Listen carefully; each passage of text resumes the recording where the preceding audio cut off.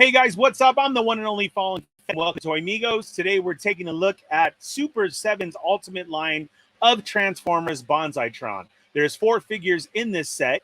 We have them all on our channel for a review, so please go take a look, give it a thumbs up. And then if you're interested in them, they're all at your favorite online retailer, and Wave 3 is already taking pre-orders. So be sure and check that out. Once again, thank you to Super 7 and their team over there for sending this over to us for us to review, get an on-hand, in-hand look at it, and discuss it, and we'll be bringing it up in future episodes. So thank you over to them. I want to get into it right away because there's 4 figures in this set. So you had Banzai-tron and Bombshell, Prime, and the Ghost of Starscream. Now, Prime and the Ghost of Starscream are straight animated versions trying to come over into their ultimate line. And then you have Bombshell and Banzai-tron, which were part of the Action Master series. And that was a series where they were non-transforming. They tried to go after the 3 3/4 market. It was split 50-50 down the middle with fans on whether they liked it or they didn't. And now it's gotten a lot more respect for it.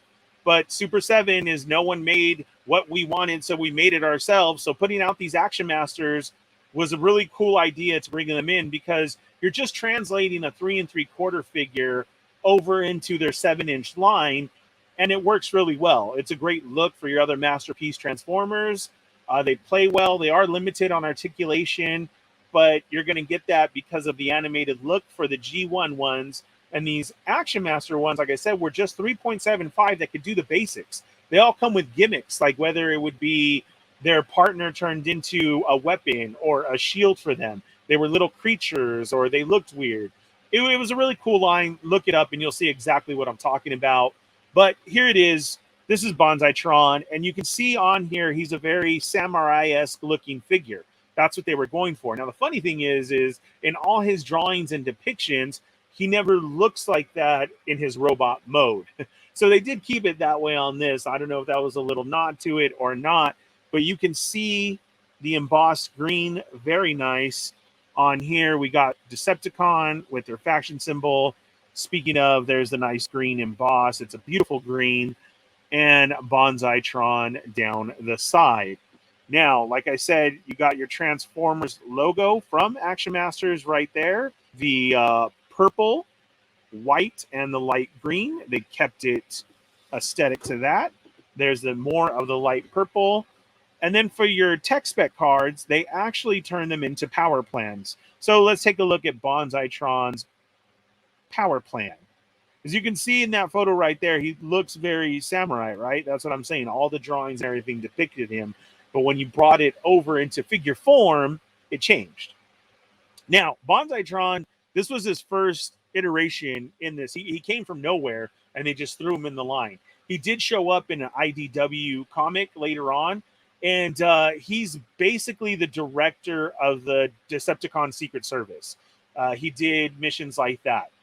Then he was like an exclusive figure for one of the cons. And then third-party people started putting him out. And then you also have later regular releases of him. But Super 7 put him in that very first Action Masters look. And here we have him right here. It's very awesome, very nice. I mean, the colors match equally to what he was released as back all the way in 91. So it's amazing to see this like blown up is basically the easiest way to put it. He's a great looking figure. And then not only the colors, but you get that great, it looks like our old silver Decepticon symbols, the stickers that we had, not the rub ones, but just the straight silver and purple. You can see it there. It looks amazing. And it's not a sticker. It's painted on. His look from the light neon green to the oranges to the black to the purple with gray mixed in all play well, just as they did on Bombshell. So let's take a look at the figure. He only comes with 3 pairs of hands. One to hold the big gun.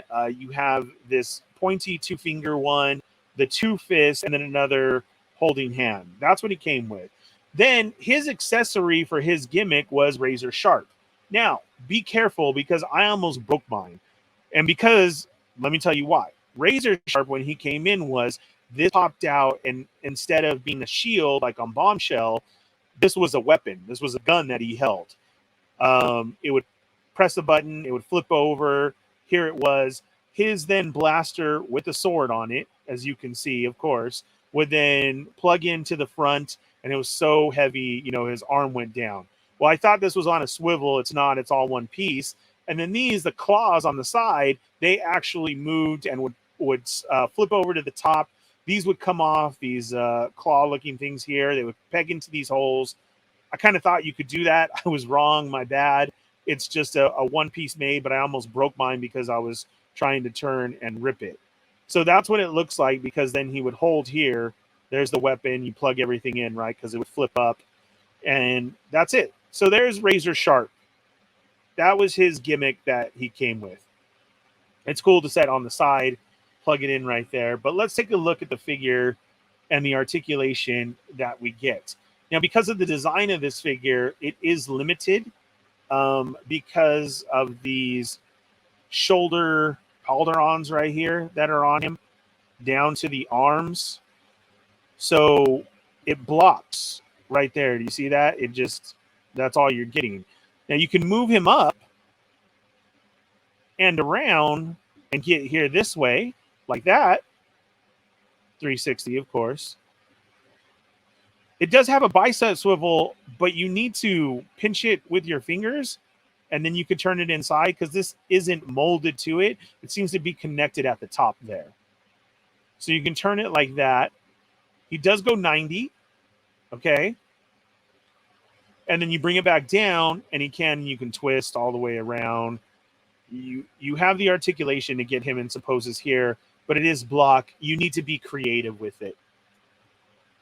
The head can go 360. There's nothing blocking him at all. And it only looks down that far and up that much. He does have the ab crunch like the others, but again, because of the mold, that's it. That's where it's stopping at, okay? Back that far and that. It does have the waist swivel all the way around. And unlike the other ones, this isn't a rubber piece. This is hard in the crotch area, down to the ball joints on the leg, as you can see. So it can go out that much. Come back down. This does spin. Thigh top there. Your knee is single with the L kickback right there. Down to the front and around. So he doesn't have, it stops right there because of this mold. It almost comes fully straight up, but it does not, because the mold is stopping it right there. Down to the feet, up and down like this. It does seem to want to rock. If you play with it like this, it can. But if you try and get in those poses, it does stop again because of the mold here, as you can see that way and that way.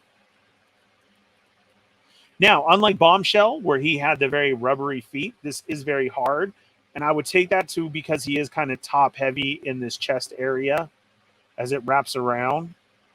He does stand well, though, when you put him up by himself. Taking a look at the blaster weapon with the knife on it, the sword. This is a replica of what he came with, like I said. And then before, this would peg in to that hole there. And then he had this huge weapon. So his was the weapon. But it always came down like that because it was top heavy. The look of him, though, is it matches exactly. Around to the back. Samurai head looking right there. The back looks great. The colors are amazing, from all the greens, the purples, the grays, the orange, blacks, what they used during that time when they released this line. So it's a great figure to have up, especially to stand next to your masterpiece, because these look smaller, and you would imagine, as the Insecticon of Bombshell did, this is cool. But you made up your own story with them at the time, because we didn't have one. So looking next to some other non-transforming Transformers, here's Soundwave of the Hasbro Red Series. Next to him, you can see how much smaller the Red Series is compared to the Ultimates line. A regular deluxe Transformers Ironhide.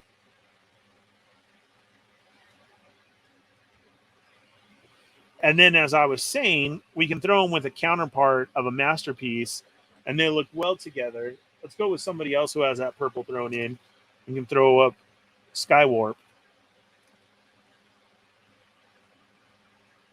And it kind of works well if you're looking at your Action Masters to display and put that way.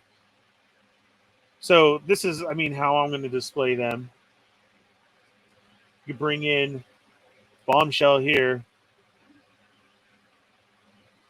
And that's very cool looking.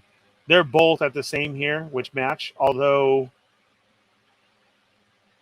he is a bit taller, probably just because of the shoulders, though. But then Bombshell's head makes up for it. So as you can see, when they're together, they look great. And when you display them in your DTOF or on your shelf, I recommend trying these two out of the gate.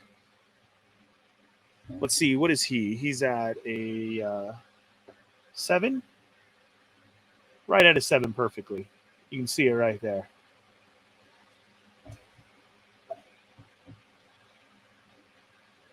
I like the way that looks, guys. Colors are beautiful. That's it. We'll be discussing all these figures more in upcoming shows. Thank you for tuning in. You can check us out on Tuesdays, 5:30 p.m.